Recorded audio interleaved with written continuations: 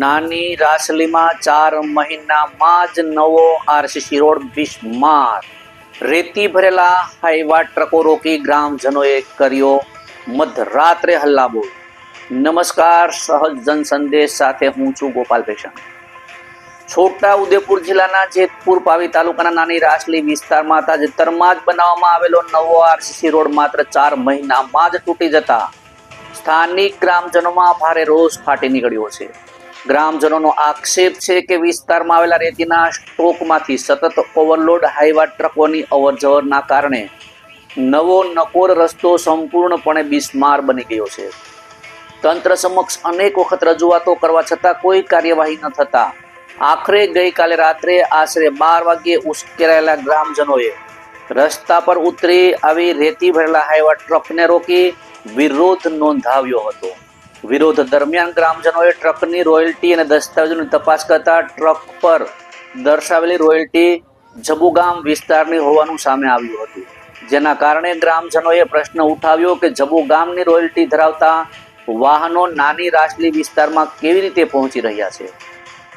સ્થાનિકોના જણાવ્યા મુજબ જબુગામની નાની રાસલી તરફ જવાના માર્ગમાં બોડેલી તરફનો ઓરસંગ બ્રિજ તેમજ ડુંગર ક્વાટ તરફનો બ્રિજ ભારે વાહનો માટે પ્રતિબંધિત છે. તેમ છતાં આવા ઓવરલોડ વાહનો આ માર્ગ પરથી પસાર થઈ રહ્યા હોવાના કારણે તંત્રની કામગીરી સામે ગંભીર સવાલો ઊભા થાય છે.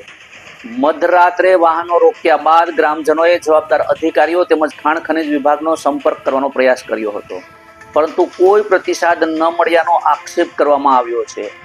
સ્થાનિક અગ્રણી શૈલેષભાઈ રાઠવાના જણાવ્યા મુજબ ગેરકાયદેસર રીતે 2 નંબરી રેતીનું પરિવહન કરતા રેતી માફિયાઓ સામે કડક કાયદાકીય કાર્યવાહી કરવામાં આવે તેમજ તૂટી ગયેલા રસ્તાની જવાબદારી નક્કી કરી નુકસાનની ભરપાઈ કરવામાં આવે તેમજ ગ્રામજનોની માંગ છે. રિપોર્ટર શિલ્પા શાહ, સહજ ન્યૂઝ, જેતપુર પાવી. ગેરકાયદેસર રેતી પાલિયા ગામ તરફથી નાની રાસલી ગામ બાજુ એ રોડ ઉપર પંચાયતની ઓફિસ છે, એ પંચાયતની ઓફિસ થી માંડીને તારાપુર એ રસ્તા પર અત્યાર સુધી પસાર થતી હતી અને એ રસ્તો તૂટી ગયો છે. એ તૂટી જવાથી હવે એ ગાડીઓ પાલિયા અને નાની રાસલીવાળો જે રોડ છે ત્યાંથી પસાર થાય છે.